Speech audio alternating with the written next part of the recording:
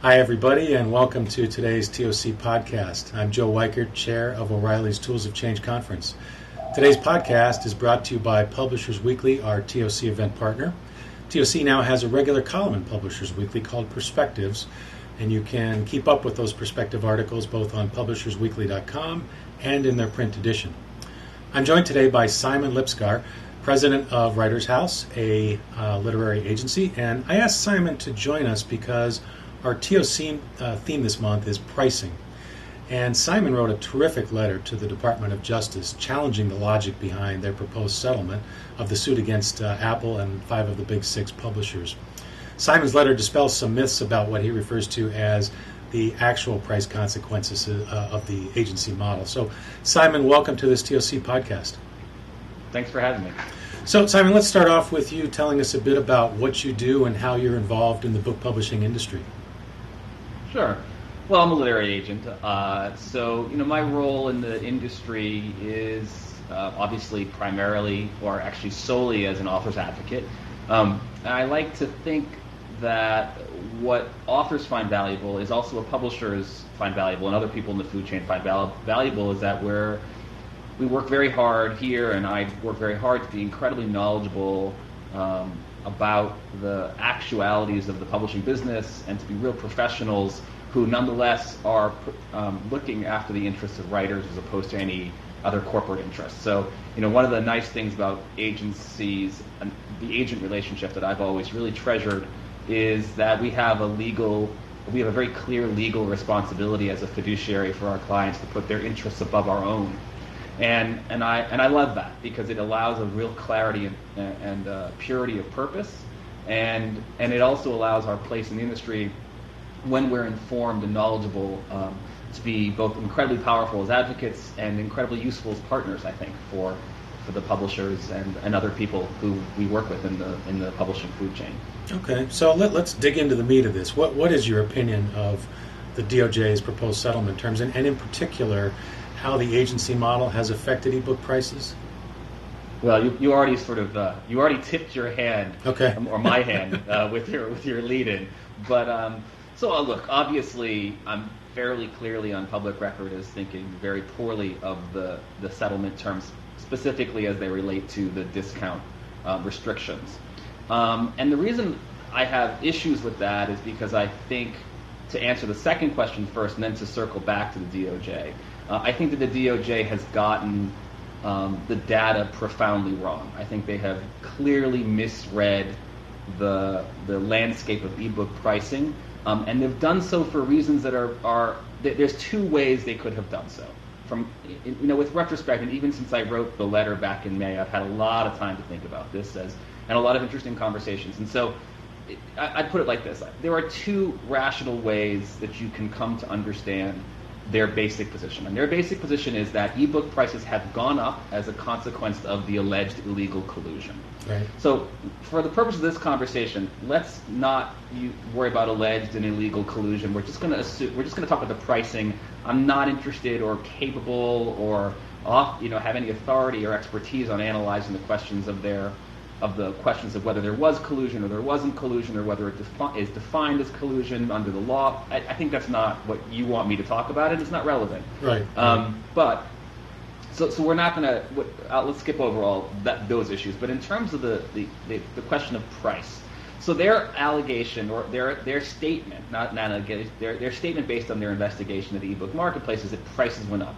But in actuality, when you read what they wrote in their competitive impact statement, which was filed along with the lawsuit and the final judgment order, which is the settlement document, proposed final judgment order, they basically, what they do is they say this set of titles went up in price, and the titles they're interested in are books that had been priced at $9.99 for consumers by retailers, that moved from $9.99 to $12.99 because of the shift from a wholesale model to an agency model. Right. And those books in specific were new release hardcover bestsellers. And the interesting thing I found about the document is that at the opening of their analysis of the marketplace, they're very specific and clear that those are the books that went up in price. but that's the last time that specificity exists. And from then on, that specific situation is turned into a general marker for the entire landscape. And prices went up when, in fact, all they've generally proven or demonstrated is that specific prices went up. So I did an analysis in my letter that looked at current prices of the bestseller list on the Kindle bookstore on one day. And the reason I did it in one day was very simple. I don't have lots of data access. I don't, I'm a literary agent. I don't have the tools, the data systems, the infrastructure to be absorbing price information on a regular basis. It wouldn't be productive for my clients. It'd be a waste of their time for me to be doing that. I did an analysis of one day, and some people have criticized that, saying, well, that's a very shallow analysis. But I actually meant it as a shallow analysis, specifically to encourage the DOJ to realize that if one day on the Amazon Kindle bestseller list, one day demonstrated that the average price was lower than it had been before agency, then shouldn't that imply that you might want to take a deeper look at the basic assertion that they're making? Right. And by the way, I want to go back and say there's two separate assertions here. Beyond the one about the specific set of titles, we could also talk about the question of, and I only analyzed the question of, did ebook best-selling prices go up on average? But you could also ask the question, did ebook prices on average go up across the entire market? So since that time, I've had a lot of conversations. I've talked to people who have much more access to data than I do. And I am more convinced than ever that there is absolute data proof that both ebook prices generally have gone down since the introduction of the agency. So consumers are paying less on average for ebooks. And two, that the average price for ebook bestsellers has gone down a little. Now, it might be flat, it might be a little. That's a little bit of a nuance. It hasn't gone significantly down. It hasn't gone up. There was a spike that was clearly demonstrated right after the introduction of agency, and in the two plus years since then, there's been a return to the original price. And in my letter, I analyze, we can get back into this. I suggest some reasons why that might be the case. All right, but to go back to what I was saying, there's probably two reasons why the DOJ would come to the conclusion they came to. The first is that they defined the data set very, very narrowly. And that if you define the data set narrowly and say, we define the question of whether ebook prices went up by asking the question, did new release hardcover ebook prices go up? Then the answer is yes, they did. So obviously, if they have convinced themselves that narrow definition is in fact a fair definition, that would lead them to some of the conclusions that they've been led to in their pursuit of, in their arguments about the consequences to the market, and subsequently why they would insist upon elimination of price controls by the settling publishers for a period of 2 years. Right? Yep. The other reason that they would come to that conclusion is actually is also very interesting, in that the other reason they come to that conclusion is because they would have come to the conclusion that theoretically, as opposed to practically, but theoretically, one would assume that collusive manipulation of price and moving it up would have long-term impact of raising prices generally, right? In other words, in theory, the act of several publishers at the same time to raise the prices that consumers paid for books and to control that price would, by definition, there's you could make a theoretical argument that would, over the long term, raise ebook prices. Now, one of the ways that they would raise ebook prices is if those parties, and this is, now we're talking in the general market, right, a wide definition. Yep. One of the reasons that would happen is if under economic definitions, those parties had what's called market force, meaning they could control the price by their behavior. Yep. So, I actually think that to take those two examples, those two possibilities, which I think have to be the two realistic ones, I think that's where the whole thing falls apart. The first is that narrow definition on the first example is so narrow to focus on such a thin sliver of titles. It doesn't feel compelling to me on any kind of a rational basis that is an adequate analysis of a marketplace and overall effects when we're talking about a marketplace made up of literally hundreds of thousands of products and consumers buying hundreds of thousands of products, not only that thin sliver of titles. It just doesn't. I don't think it passes the smell test as an accurate way of looking at the market. The second one is interesting because it's a very logical, economic, theoretical, but it didn't happen, right? So even though you could argue that it would lead to that, it didn't lead to that. Right. And it's not leading to that is based upon a simple fact, which I alluded to before, which is that it turns out that the 5 original agency publishers, and now even with the 6th being Random House a year later, actually, despite our impression of their size, do not have market power. They don't have the ability to control the overall price of the market because they don't have market power. So those two things. I mean, now what's frustrating to me with the DOJ is it doesn't seem that that's that complicated to take those two possibilities and say neither of them make sense and they don't add up given the data. And so, but nonetheless, they pursued the case exactly like one of those two things was their logic. So the other possibility, which exceeds even my boundaries for cynicism, is that they know full well that the case they're making is false and are doing it to put some trophies on the wall. I struggle with that one. I guess I'm enough of an optimist to think that the U.S. government is not knowingly targeting industry with what they know to be a false argument. Right. So anyway, the upshot of this is if you look at the data the way I look at it, and that others have looked at it with better data than I have, and have said, you know what, there isn't a general rise in price, there isn't a general rise in price for bestsellers, and there's actually a clear and significant drop in price for overall title count, across overall title count. It means that, to go back to the first part of your question, that the settlement term that they must have pursued with great vigor, because I'm sure that the settling publishers resisted it with equal vigor, was the term that strips away their price controls for a period of 2 years.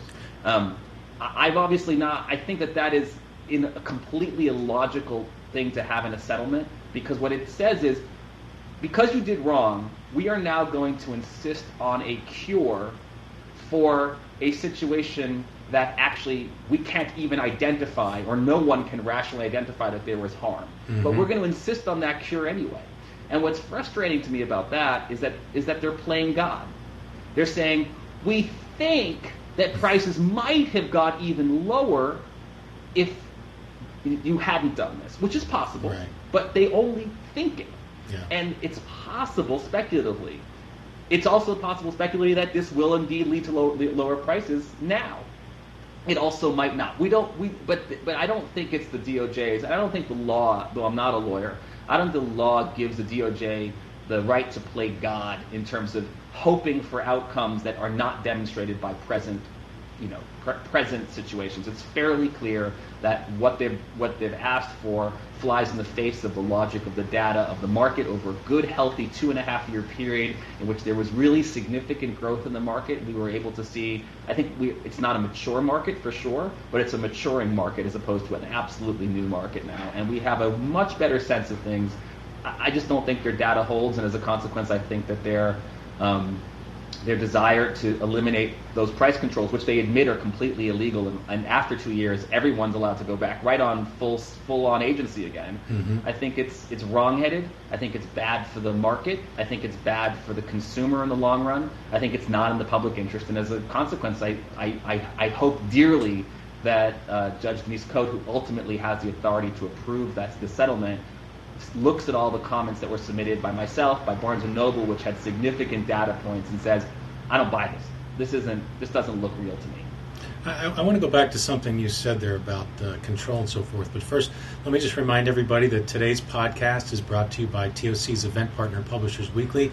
And I'm speaking with Simon Lipskar, president of the literary agency Writers House. So, Simon, you mentioned this whole notion of control, and as you were talking about that, one thing that went through my mind, well, actually two things. One is, I can't tell you the last time I bought an ebook from one of the big six, frankly. I mean, and that leads into point number two. there's so much more competition now in the ebook space than there was in the print book world. And I would think it would have been probably easier for the big six to control pricing in a physical bookstore with print books than it is in the ebook world. And in fact, as I look at the bestseller lists on Amazon and Barnes & Noble and elsewhere, you see so many titles that are out there for like $2 and $3 that are blockbusters, self-published titles or deeply discounted titles. And so I've got to believe that, as you're saying, that prices probably are continuing to come down just because, number one, there's this mix of other lower-priced titles out there. But secondly, I think that consumers have so much choice now, and to get back to your point, that the big six really can't control the industry, and that prices are going to be where they are, and consumers are going to pick and choose. If they want to pay a premium for a title from a big six publisher, then they will. But in my case, I've just gone for the titles that I'm interested in, and coincidentally, because there's so much else out there, they haven't been big six ones. In essence, you just made the argument that I made in my letter to my Toniac letter, which was to say that I think that the reason why prices have come down, like even on the bestseller list, if certain prices have gone up, is because there's been an absolute explosion of competition in the digital space, as one would expect. I mean, as one would expect for two reasons. One is because the barrier for entry in digital is much lower than for print, and so it's not surprising that we're seeing new competition, but that's sort of obvious. The thing that should be equally obvious is that if consumers are seeing prices that are raised above what they expect to pay, it by definition creates a contrarian price opportunity for an explosion of content at a lower price point, which increases in its value in proportion to how far that price is away from other desirable content. Right? In other words, if a $2.99 book is sitting on the bestseller list next to a $12.99 ebook, the differential there is really significant, right? If it's sitting next to that same book is priced $7.99, is that differential great enough to cause the proportional value? One of the things that I found really fascinating about the whole debate that came out of the Toniac process is that I'm just going to say this, I don't view them as my opponents in this, but many self-published authors took a very, very negative view of industry defense or not defense, because I wasn't defending the publishers, industry concern about the settlement terms. And they in fact, the largest group of Toniac letters that were in support of the settlement came from self-published authors who have, I think, explicitly benefited from this opportunity, which I find really ironic. Yeah. And interesting, and I think some conversation about that could lead to some really interesting thoughts about where this business is going and why there's this division, because a huge number of authors who are published also wrote in, and they were uniform, I would say, in their disappointment with the DOJ and request that these terms be struck. So we have a real division now, I think, in the author community between those who earn their livings by taking advances and being published by publishers and those who self-publish. But it is an interesting thing. That's all sort of a sidebar to say, I think you're right. I mean, I think there's no question that low-priced content, whether self-published from new publishers, from wholesale publishers whose offerings retailers have the opportunity to price below cost or at any price they want, really, have exploded the market. And that explosion has had profound consequences on the prices that consumers pay. I think it's really interesting that you said that you haven't felt compelled to buy a $12.99 new release hardcover ebook. You can't remember the last time because you feel like you've had other books that have been satisfying to you, or have been equally compelling to you, or maybe more compelling to you, and the price mattered. One thing I will say, though, that just to color that for a second, is a lot of books, and this is sort of reverse of what I'm saying, but I think it makes the point in an important way. One of the things that I've been saying ever since the advent of agency is we found from the advent of agency, before the rise of actual ebook sales, one of the things that was said very broadly amongst those who talked about the possibility of the ebook business was that there would unquestionably be resistance from consumers to high ebook prices. And there was this kind of psychological barrier at $9.99, whether that was erected by Amazon when it launched the Kindle, or even if it pre-existed. I think it actually pre-existed Amazon. There would have been talk about that price point, which of course is arbitrary, but psychology is somewhat arbitrary. As being a real, like, if you go above this price, you will stunt the market. People will not buy these books. People don't want to do it. So one of the things that I think we've learned about the ebook marketplace is high prices will create aggressive competition at low price. We've also learned that high prices will not prevent consumers from acquiring content that they want. Jeff Bezos is very proud of the explosion of the growth of the KDP, the Kindle Direct publishing program on Amazon. And I think the last time he announced numbers, he said that 22 of the books on that list, of the top 100 books for that last month, were self-published through KDP. And he took a lot of pride in the fact that he's helped to give authors this opportunity and that they've had such success on his platform. What's fascinating to me about that is the unspoken side of that is that 78 of those books were published by publishers, and I would say the majority of those were published by publishers who are under agency and whose prices were higher than those in the know thought were going to be the acceptable price for ebooks. So, which actually to me is exactly what should be happening. What we should be seeing is a real diversity of price in the marketplace. Right. We should be seeing consumer choice around that. We should see consumers being given the opportunity to opt for lower price content or higher price content, or to opt for both, to decide when it's worth it to them to pay for premium content. But I will admit that since we're talking about pricing, one of the things that has concerned me most about this whole environment is the implicit stance of the Department of Justice that they want to see ebook prices commoditized at the lowest possible price. Because as if prices shrink, at a certain point there's no barrier below they can go, or else there's no business for anybody. Right. And at that point you have a commodity where all things are priced the same. And from my point of view, an economic point of view, to see cultural product commoditized like that is profoundly bad for authors. It's profoundly bad for readers. It's profoundly bad for literary culture, though I don't want to be too grandiose. And I think it's actually really bad economics, and that will have lasting negative consequences for consumers. That said, I'm sure it would have lasting negative consequences for authors, and they're what I wake up in the morning thinking about. I wake up in the morning, as I said up front, thinking about how I use my position and my knowledge of the business to advocate and to create opportunity for authors, so that not only today but in the future their interests are preserved. And if I see that the governmental position is indicating that a trend that would lead to commoditized book price, even if it's not $2.99, even if it's $3.99, that's not the issue. That, by definition, I think is very unhealthy for consumers and for authors. And I'm going to fight, I'm going to fight fiercely against anything that leads to that possibility. Yeah. Okay. So that. Well, let me shift gears for a moment, because as I think about this, there really aren't that many or industries, I should say, where the maker of the product, in this case the publisher, gets to set the final price that the customer pays. And more often than not, you have a model where there's a list price that the maker sets, and then the retailers approve to basically discount as they see fit. So with the agency model, since the publisher can set the price, is that a good thing, do you think, to keep that power in the publisher's hands?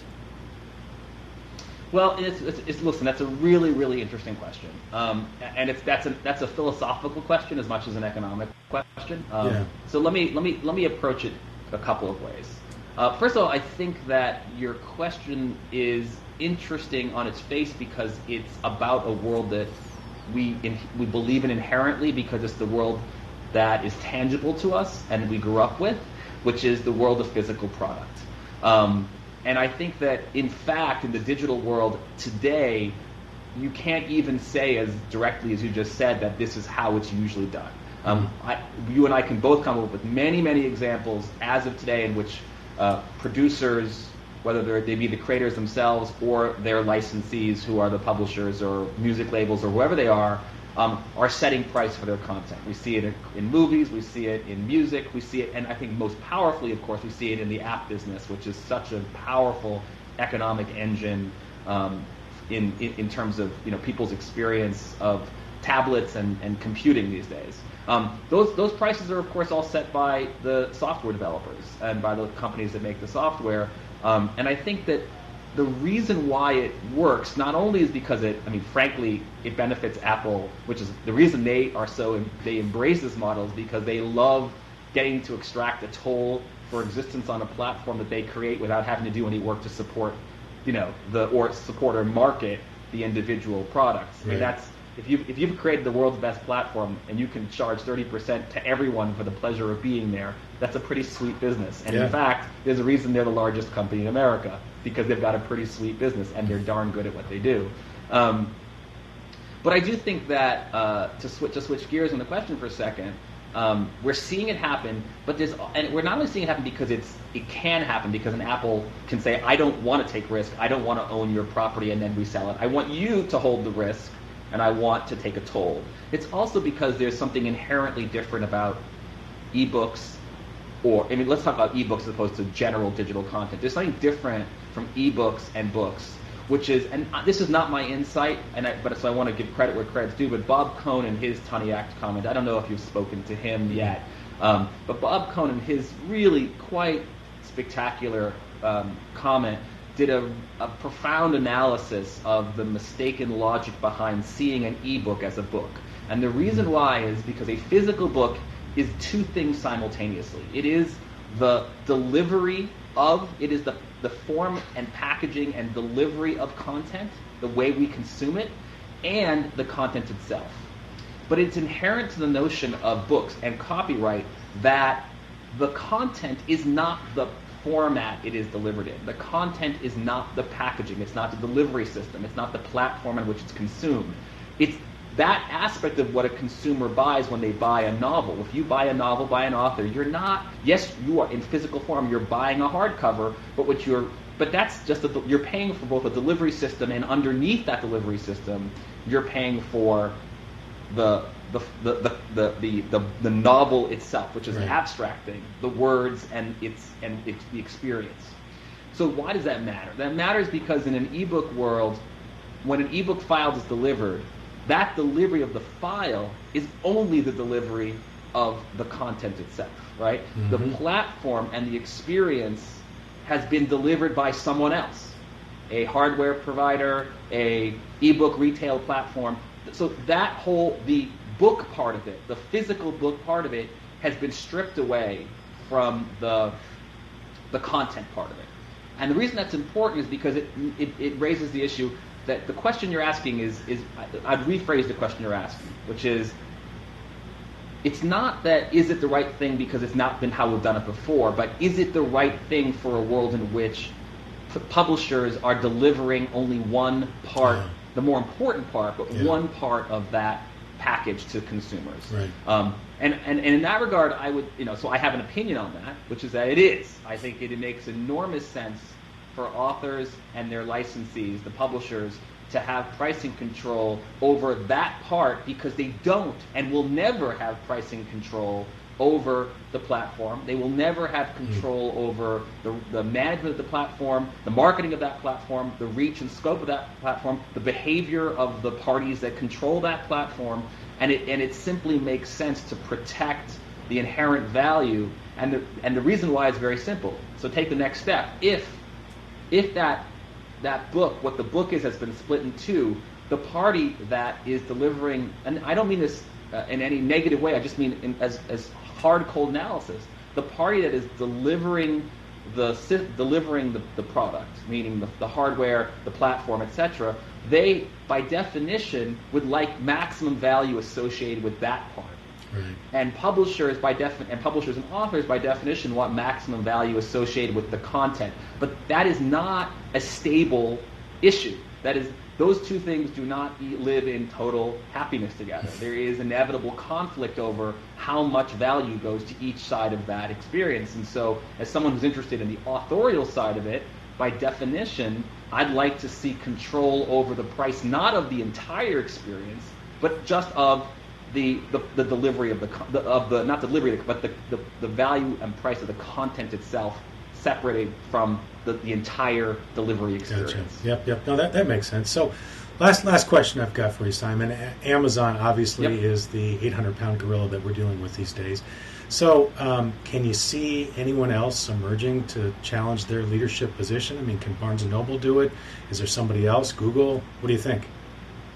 Well, I mean, that's a good question. I am a on-the-record Amazon admirer. I think that they're a remarkable company. I think that the growth of what they've done you can only sort of be awed by what they've accomplished. And they took brave steps when other people were talking about those steps. I vividly remember, the experience 6 years ago, I think it was about 6 years ago, when they walked into our offices for the first time to show us obviously under NDA at the time, the Kindle, and it was astonishing to realize that the thing that had prevented people from wanting to buy ebooks was the fact it was hard to get them on their devices. And their just kind of genius insight, it was so obvious the minute they said it was, we got to deliver it over the air.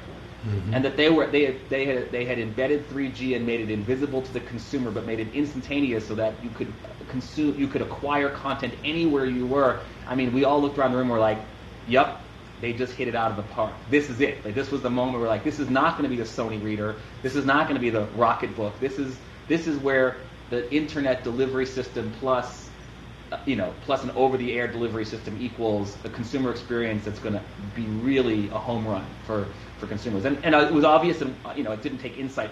I'm not congratulating ourselves for seeing that this was going to happen. I'm giving them credit for having had the bravery to take those chances and to develop the product and the insight to do it. But the question you're asking is there going to be competition? And I would say, first of all, there is competition. Barnes & Noble has taken a really significant piece of the ebook pie, and they've taken it very quickly. And I again would give them tremendous credit. They took enormous amount of risk by focusing so much of their physical store space around selling Nook devices. Right. They realized, I think, my take on that is they realized at a certain point that instead of feeling frustrated by the advantages that an online retailer had in the competition they were having with Amazon, they realized that there is actual advantage to physical store space because it makes it easy for consumers to buy a product if they see it.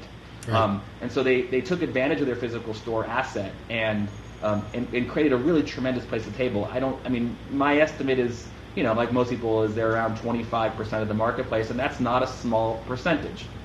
I also think Apple has taken a significant piece of the pie at this point. I think they're probably somewhere in the 10% range, though obviously by title, it can move all around. Sure. I'm talking in kind of big generic averages. So those are two real pieces. But I think you're asking, is Amazon going to be a majority share of the business forever? Or is there going to be competition that leads to either those parties or new parties taking enough that it's more of a plurality share as opposed to majority share? To that, I would say I have two answers. One is I don't know. I would like to think that because it's healthy for a marketplace to have competition amongst parties where there's not one with overwhelming power. I just think that that's sort of classic textbook economics, and we've seen that before and we'll see it again. So I'd love to see individual entities rise that take significant market share, just for the health of the marketplace.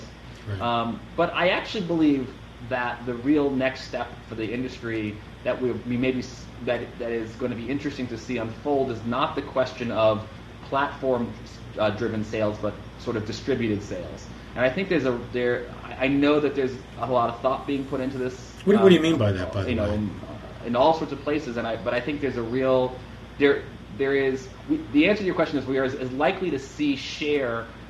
Well, what I mean by is that I think there's a possibility that in the next 5 to 10 years, we're going to see some of the underlying structures of how we think about ebook selling change, and that we're going to see people who own content encourage the sale of ebooks in many more places than just bookstores, which of course is in their natural interest, right? Mm-hmm. And by that I mean, why is it inherently so that you couldn't buy an ebook from a blog that had just said, "I read this book, I loved it," right? Right. So, but do all paths lead back to Amazon still in that model? Do you think? Well, I don't have. It's hard for me to even begin to analyze or guess at. And obviously, Amazon's control over its own platform is a powerful one. The analog I'd give to that is that Apple has an equal position in music or greater, and they have had no problem letting you buy content elsewhere and then consuming it through iTunes Music Store, through iTunes, or on your iPod or your iPad or your iPhone. You can, right now today you can buy MP3s on the Amazon Music Store and listen to them on your, on your iPhone. And you can create your own MP3s or your own AACs for that matter, and experience them in that environment. So Apple, I think, with its very powerful, some would say monopolistic position in that particular industry, has had no trouble seeing that it's in their consumer interest and thus in their interest to allow consumption of content acquired outside their store, because it ultimately reinforces the power of their platform. Right. So I'm not going to predict that Amazon's going to make the same choice, but I think it's certainly worth saying that, having seen it from Apple, it's worth imagining that Amazon would make the same pro-consumer choice, that they would want consumers to feel good about the platform that they've bought as much as anything else, because they're such a consumer-focused organization. And I really believe them when they say that they put the consumer at number one in their thought process. Now, that doesn't mean it'll be as easy an experience as the one-stop, one-click, experience at Amazon. But I believe inherently that will start to change. And also, as new platforms arise, I think it's inherent that we're going to see more retail competition, not necessarily from large companies, but from distributed sales across many, many, many micro channels. And that's a guess. I think that would actually be really interesting and really healthy, and it would make, what would be fascinating about that is it would actually shift the whole industry back to in a way, more to the independent bookstore model, which is where we started. It would be the reverse side of this long arc from small independent bookstores to enormous corporations selling books, back to, which now seems like it's even consolidating even more around even bigger, corporations, back to the fact that digital by definition could be experienced anywhere and by anyone and sold by anyone. So I'm not predicting that outcome necessarily, but in terms of answering your question, I think what I mean is that I actually see multiple ways that significant share of the retail space could be taken by new parties. I'm not necessarily sure that it would happen that one individual large corporation would necessarily take that. I can see multiple ways that either a group of companies or a very distributed model creates significant share or takes significant share from today's retail parties. Yeah, I really like your description and vision of that whole distributed model, and you'd think that would maybe open the door for somebody else to perhaps step in and take a leadership role. So Simon Lipskar of Writers House, thanks so much for talking to us today on this TOC podcast.